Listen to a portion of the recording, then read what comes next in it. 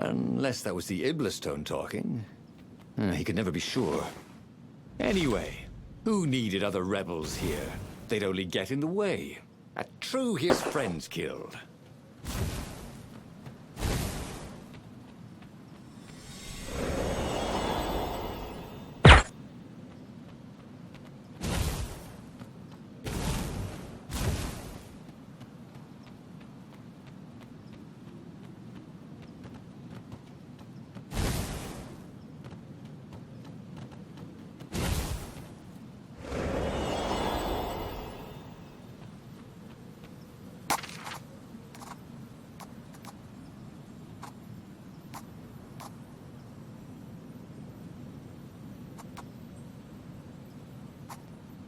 This was way better than being able to shrink down to the size of an ant. What was that all about anyway?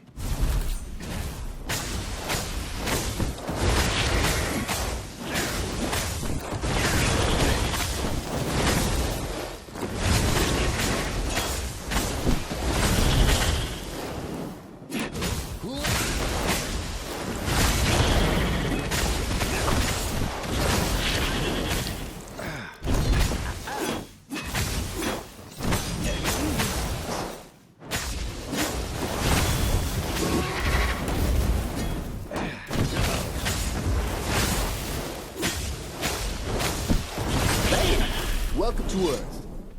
Renato told the corpses. It was something he'd seen in a play once.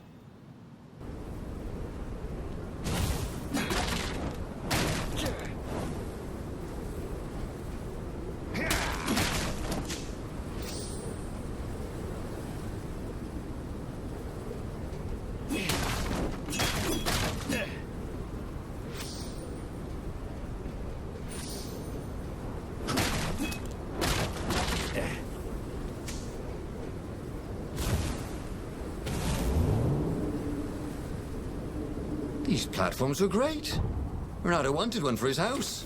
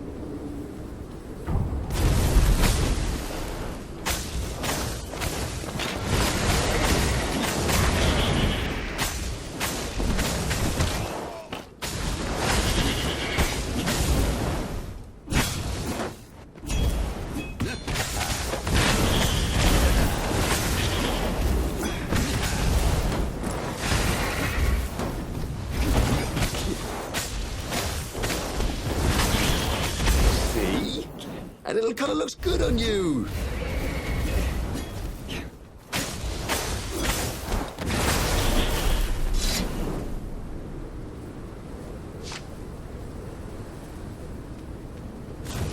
The world was so beautiful.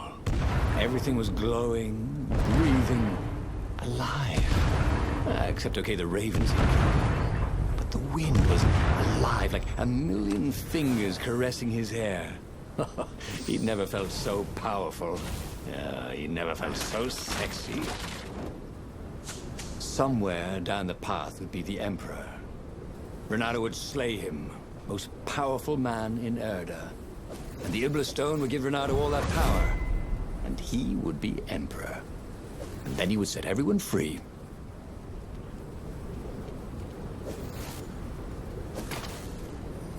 Once you try it, you're hooked.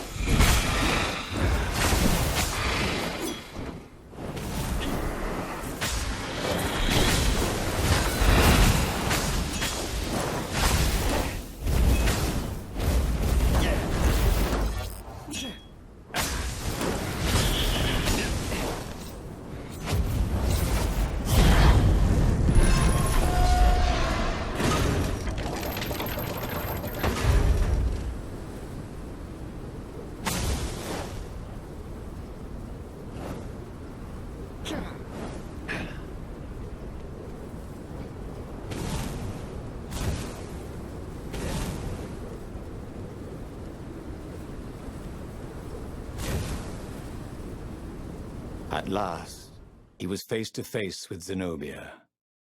She was still unarmed. No fire crackled from her claws. "Excellent. Kill her," whispered the stone. He raised his sword for the killing blow. "Is this what you really want?" she asked. "Or is it what the stone wants?" "Think of the power," insisted the stone. "I don't want to kill you," he told Zenobia, his arm still raised. "I know." But he could not put the sword down. "It wants blood," he told her. "I know. Oh, help me," he said. "She stabbed herself." "Take my blood," she said. "No, you mustn't," cried the Iblis stone. "Oh, no!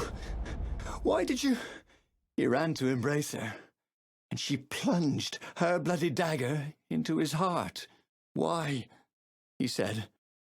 "We'll be together in the halls of the valiant," she said.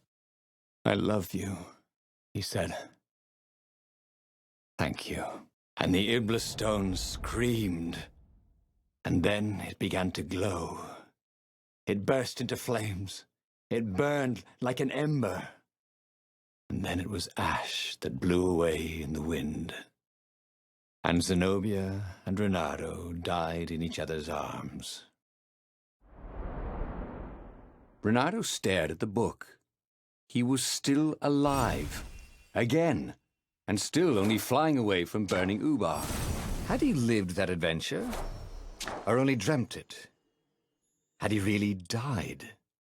It felt so real, not like a dream at all. And he'd lost again. Oh, he hated that. But he had made different choices. And he'd lost in a different way. It was the book, wasn't it? Oracles showed you your destiny.